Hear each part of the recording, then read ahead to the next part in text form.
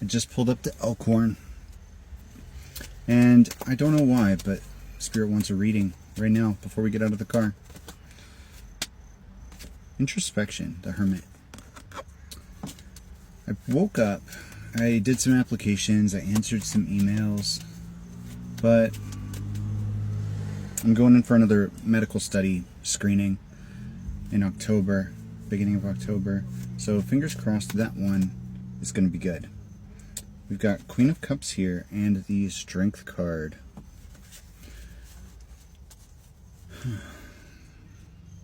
Discipline, introspection. I'm getting self-awareness here with the Queen of Cups and the Empress here. Self-awareness, magnetism, creation, birthing of an idea, or maybe rebirth here. Because Temperance, we saw that scaffolding, that net, and it was like as soon as we recognized it was there, that's exactly what we did. We burned it away. But I don't think that the cost was supposed to be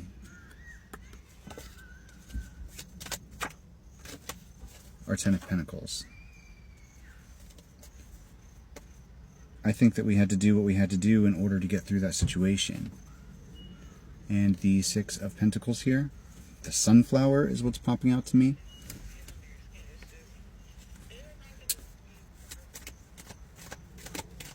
Blue is significant. Somebody just walked by wearing blue. Blue fire. Ten of Cups. That blue fire is within us. Not just me, all of us. Wheel of Fortune. And you know, every step of this journey has a point and a purpose and a reason why Spirit lined it up the way that it does. And you know what? It fucking hurts sometimes. Sometimes it fucking hurts.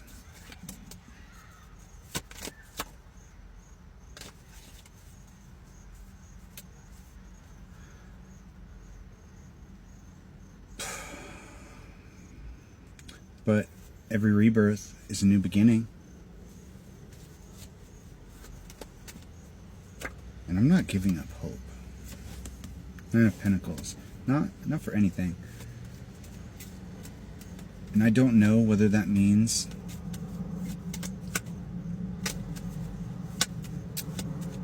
I don't know whether it means something new or a return, reunion, union, or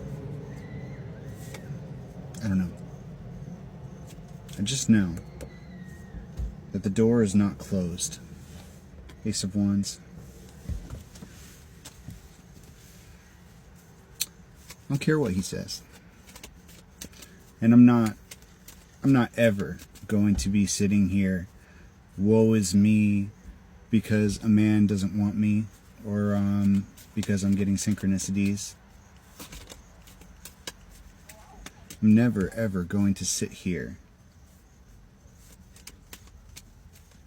killing myself because I'm not with a man. No matter how badly I thought that was the one. Never, ever going to be sitting here kicking myself.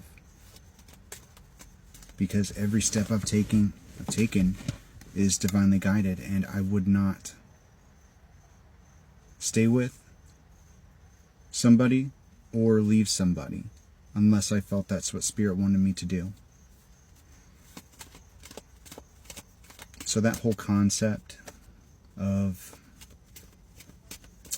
well, I'm gonna fly so high you're gonna be looking at me from the ground. That's great. I hope you succeed. I really do. But you doing well doesn't mean wishing me bad or anybody else bad. Empress.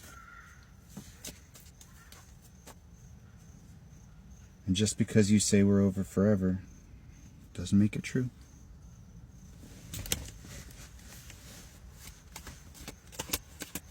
Because much like that Grey's Anatomy audio clip, I'm always here. Not waiting. But it doesn't matter if I yell, it doesn't matter if you yell. It doesn't matter if we yell.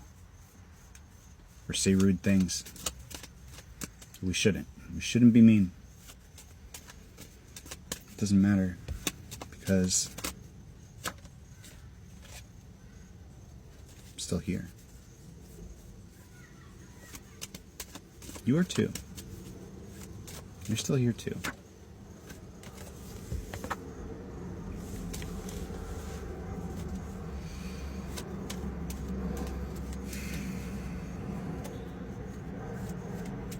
I don't know what happens next. I don't know what the right thing is. But I do know that being dishonest about my emotions is never the right thing. So I'm stating it plainly. I will never be debilitated or crippled by loss again. I will always be okay. I will always find a way to be okay. I will always push forward.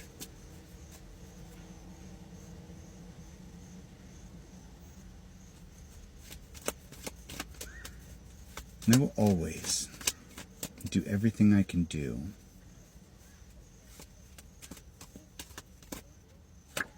to keep things right. Stay in positive, loving, happy energy. That doesn't mean I always will. That doesn't mean there isn't a reason to go into your shadow. Sometimes, by diving into your shadow and triggering each other, even in the most hurtful ways, Nine of Cups, you can create growth. I was going to say force growth, but it's not forcing it. It is allowing it. It is freeing you of these bubbles that are stuck inside. The body is water, and blockages are bubbles inside of you. Every once in a while, after a shakeup, bubbles come to the surface. You're cleaner, purer.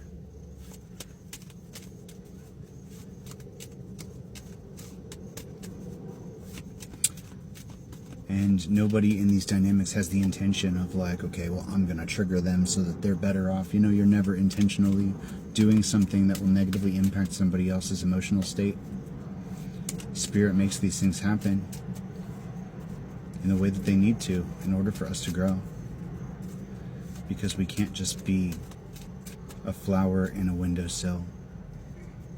Eventually, even if you start off indoors, even if you start off on a windowsill because that's all you can handle, because you're delicate or you're growing, you're little, eventually you have to let go. The roots come free, and you can be transplanted into the spot that's meant for you. But those adjustments, when you reach that plot of land that you're supposed to be in, the area, the people, the places, the things that you are supposed to be interacting with, there are growing pains while you're adjusting to that. So even if you find your person,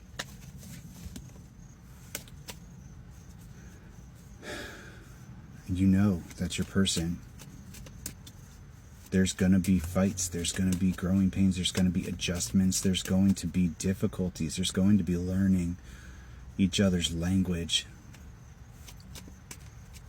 There's going to be calling bullshit on each other. There's going to be hard times. And that doesn't mean that one person is low vibrational.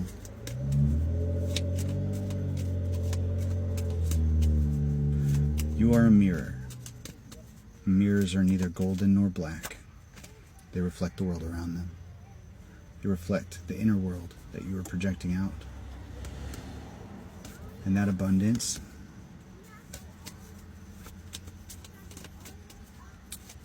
it's within and without.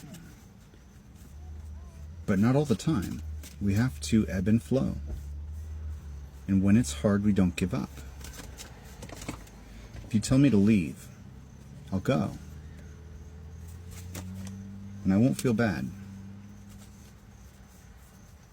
But I won't leave.